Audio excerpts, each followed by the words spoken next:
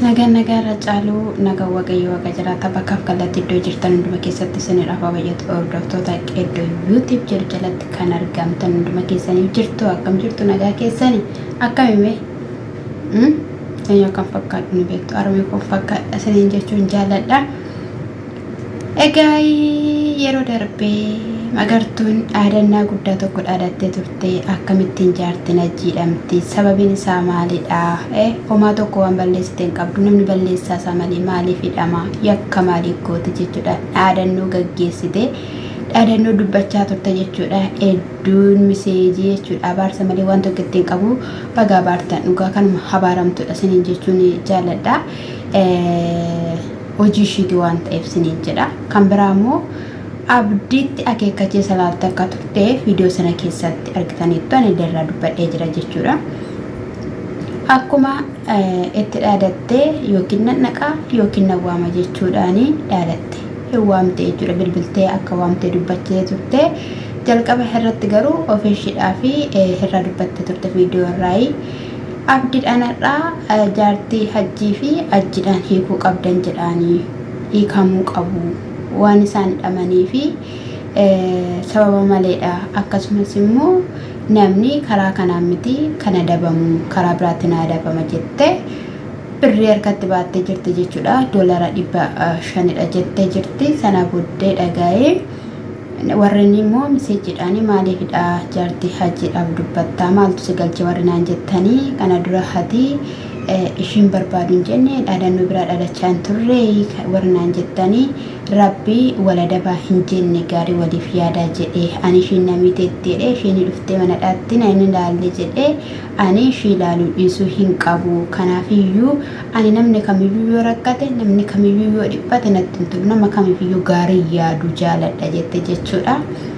Sana booda hegaayii osuma akkasittiidhaan dubbachaa jirtu abdiin hin dhufe jechuudha. Abdiin gaafa dhufu gaafa wala seenuu balbalina jalaa banii jennaan nagaan gaafattu maaliif osoo nagaan gaafatin jennaan bilbilaan si gaafanne ani inni bilbilaan si gaafadhin ga'u jennaani inafaa maal gaa jette kolfatti gadi teesse jechuudha. Yeroo kanan kolfini balbalina jalaa saaqeedheeni ishiin jalaa saaquusaa hin dhandhe jechuudha. Kana gidduutti kottuwan si gaafadhaa jetteeni maalidha jennaani ajjii fi jaartiin ajjii hiikamuu qabu lachuun isaaniiyyuu hiikamuu qabu sababa maaliitiidhaaf kanii ati hiitee jennaani ani yoomin keessa hidhee isaan seedoo gaafadhu seedootu dhiisisee jennaan hiikamuu qabdi. Akkasumas immoo sinii ajjiidhaaf nyaata geessitanii ishiidhaaf nyaata hin geessitanii kan maaliitu ishii bichaa adabdu yoo adamaniiru ta'e lachuyyuu qixa adabuu qabdu jennaan eessatti nyaata geessineefi lafa kamitti nyaata geessineefi yennaan dhagaheera jettee dhagaanii sun taane arganii todeessuu jechuudha. Inni gidduu kanatti gaadha lola guddaa kaaste osoo dhiisisuu baatte osoo harka keessaa qabaachuu baatte ta'e amma kana muluu lafa dhiittee amma kana muluu ol baatee hojjetatin jettu turte jennaan afaan keenya irraa qabi gaafa inni jedhuuni waan afaan kosirraa qabu hin qabu jetteeni sana booda akkan sidhamne ati ulee barbaadde jennaan na dha'ikaa maal ta'ikaa jetteeni gidduu kanatti ilaa akkana godhatta taanaan of sassaabdeen teessu taanaan iddootti hin deebitu taanaani atiyyuu hin hidhamta ilaa akkan taanetti hidhamta gaafa inni jedhuuni aniyyuu siniisisa miirri kootutti na eessisi anu si biran jira waan ati fidduu narga jettee jirti jechuudha. Egaa kana gidduutti qarshii gadi baaste qarshii isa kamii qarshii isa duraadhaan viidiyoo irratti agarsiiste kana yoo hinni jette yoo hinni dideera ta'e qarshiin kennaafi abdiin qarshii bira hin darbu jette ani yeroo hinni kana dura qarshii namarraa nyaatu nagarre ishiin garuu qarshii bira hin darbu jette maal amantee maal argitee akka jette ishumatu beeka gaa'ii. Sana booddee in kolfee bira arginaan kolfitaa jetteeni fidi yennaaniin itti kennuun dhandhee akka mana zero akka nama bittimsu wayii taate ittiin akka rukutu wayii taate sana booddee inni taa'e jennaani eeyyuu minaamina jedhee birri itti kennite gaafa birri itti kennite jettu gimmaasha isaa deebisee fi Gimmaasha isaa gaafa inni deebisee fi jedhu maalidha jennaani egaa gatiidhuma isin poolisaadhaa fi kaffaltanidha. Gatii kanaa ol poolisaaf kaffaltanii qabsiistanii jettee sana booda lakkii fidi muluudhuma isaayyuu kenni muluudhuma isaa jedheeni muluusaa harkaa fuudhee sana booda mucaan caaltuu akka barbaadde haataa ture jennaan mucaan caaltuu akka barbaadde haataatu hin jennaani caaltuun yaadashiidha.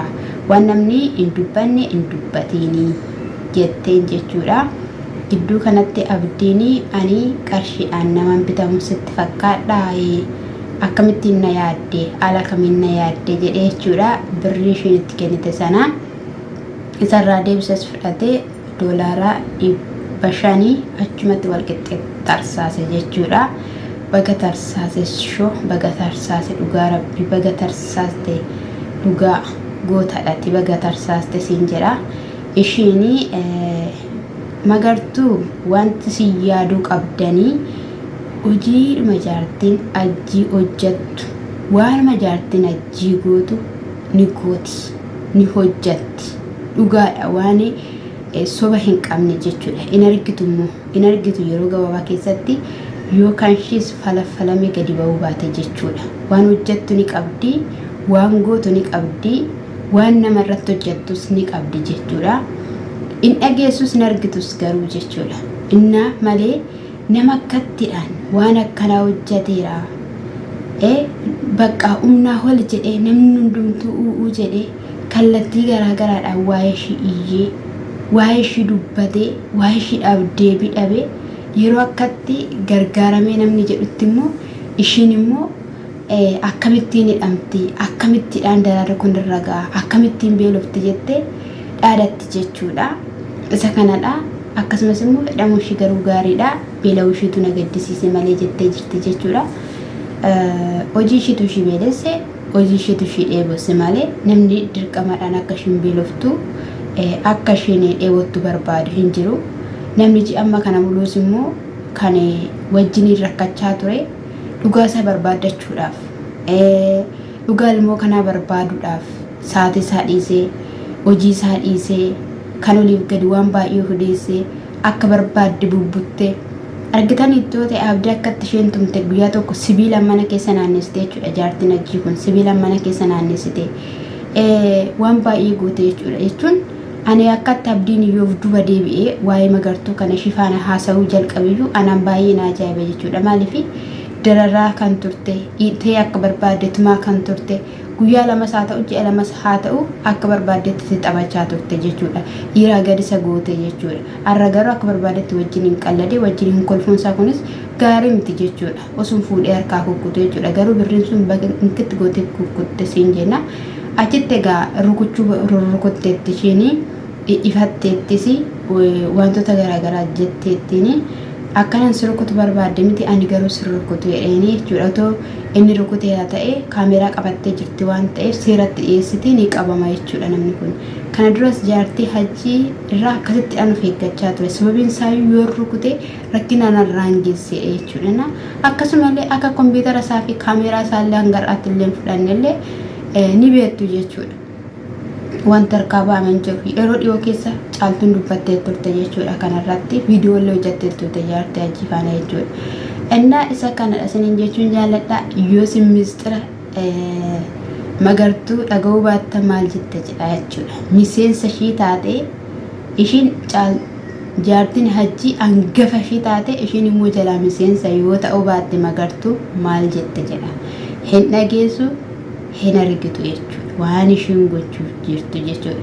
Oma waan qulqulluu fakkaattee oma waan gaarii fakkaattee akkana nutti hin dhiyaatin ila sirrittiin jechuudha. Ija ishii irraa beekama. Nyaara ishii irrayyuu afurri wayii jira dhugaa dubbachuudhaaf magartuu sana jechuudha. Ani yeroo baay'ee viidiyoo ishee akkasitti ilaalee dhaggeeffadhu. Irfoon dhaggeeffadha malee jechuudha. Wanti ta'e ija ishii irraa yookiin immoo nyaara ishii irraa wanta wanni wayiitu jira jechuudha. Hin beekama dhugaa dubbachuudhaaf.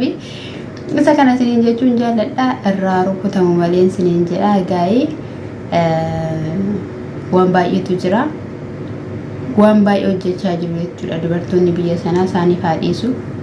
Kaan gaala namaa diigaa, kaan nama reebaa, kaan dhala namaa ta'a, kaan waan ta'e gochaa jiru. isa kana dhagaayii hin kaffaltaa abadan hin kaffaltaa abadan hin baatu as keessaa osoo qarshii kanaaf hin kaffalin jettee achimatti shiidhaan walitti qabadhu gadee gaafanni fuudhuudhaaf jedhu gadeetteen fuudhee bakka naa kaffaltaa qaldiidhaan miti kan dhufame salphaadhaan miti kan dhufame dabqamee dhufame jettee ati akka qalliitti maal namni hundumtiyyuu birriidhaan waan bitamu sitti fakkaata moo waan bitamu sitti fakkaata dhugaa qabdu birriin gowwoomfamtanii baay'een keessan lubbuu obboleessaa lubbuu obboleetti keessanii balleessa waan jirtaniif namni hundumtuu birri nama fuuldura qaba jechuudha. Ilmi namaa birriin bitamuu qabu.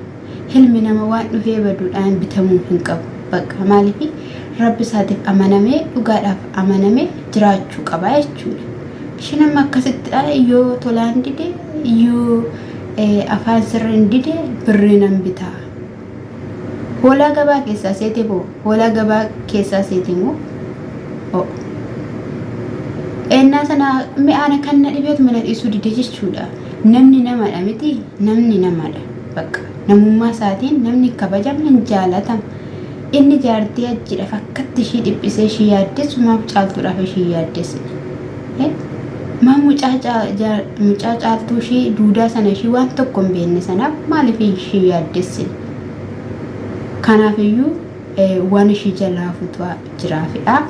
Sakara sinin jechuun jaaladha qoftaan sinaa eebbisiifama.